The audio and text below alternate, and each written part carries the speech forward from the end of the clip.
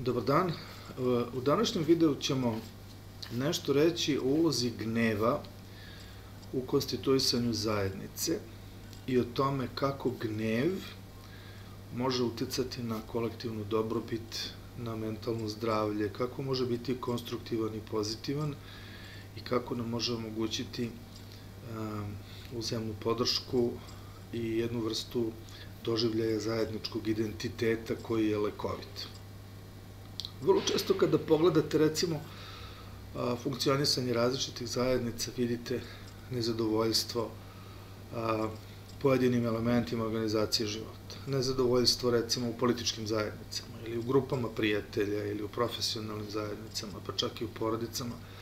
Imate nezadovoljstvo ponašanjem pojedinih članova te zajednice ili pojedinim strukturnim karakteristikama tih zajednica. U porodicama, recimo, postoji obično nezadovoljstvo dugotrajnim ponašanjem nekog člana porodice koji je, recimo, delinkventan ili se kocka ili se svađa sa ostalim članovima porodice ili nije ekonomičan ili ugrožava interese porodice na neki drugi način. U profesionalnim organizacijama imate ljude koji su oportunistični, koji ugrožavaju interese čitave profesionalne grupe svojim neodgovornim, neprofesionalnim, nestručnim ili nemoralnim ponašanjem. U političkim zajednicama imate korupciju, kriminal, ovo sve o čemu govorimo tako vrlo često u medijima, u javnosti.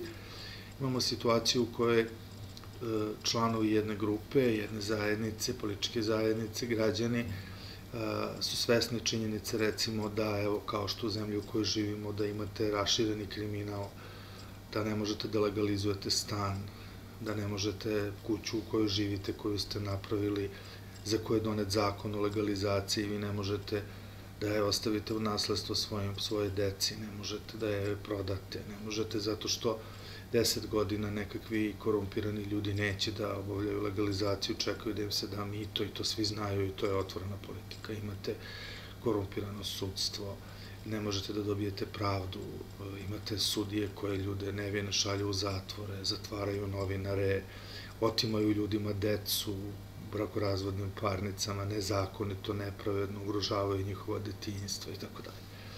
Dakle, imate na različitim nivoima zajednice, imate različite nivoje ugrožavanja te zajednice. I sada kako na to reagujete?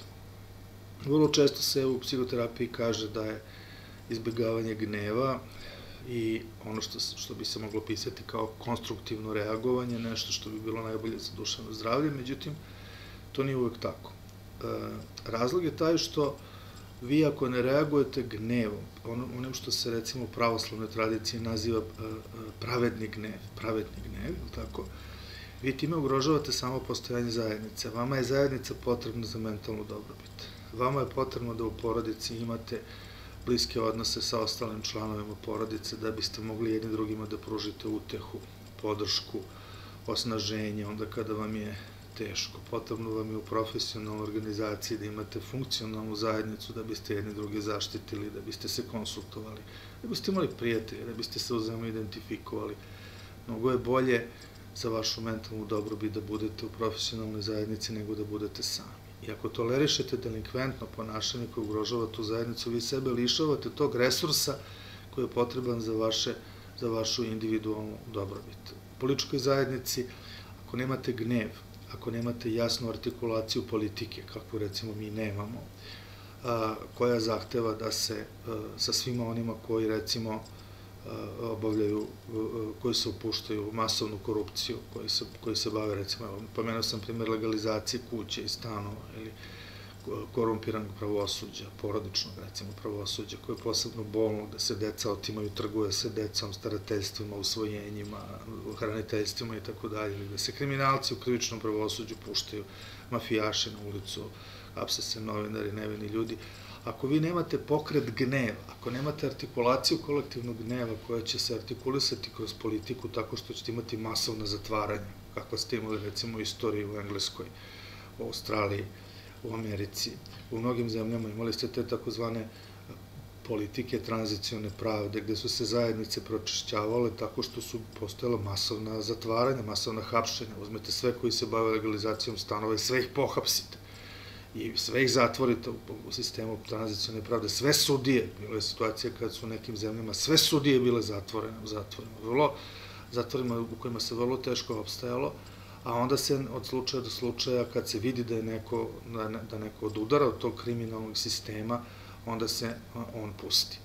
Dakle, to su neke ekstremne stvari, to su neke vanredne situacije u kojima se ispoljava kolektivni gnev prema nečemu što je delinkvencija i što ugrožava prirodu zajednice.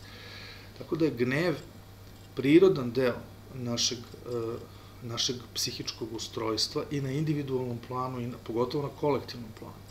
I gnev služi da mobiliše energiju kojom će se društvo i zajednica braniti od onoga što ga ugrožava. Kao što je nekada u ranijim istorijskim periodima gnev bio pokretačka snaga ratova i odbrane zajednica u srednjem veku i pre toga, tako sada gnev u moderno doba predstavlja pokretač pročišćavanja zajednice i davanja smisla onim vrednostima i važnosti onim vrednostima na kojima je zajednica utemeljena i na kojima ona jedina može postojati kao sredstvo za samopomoć sa svim članovima zajednice.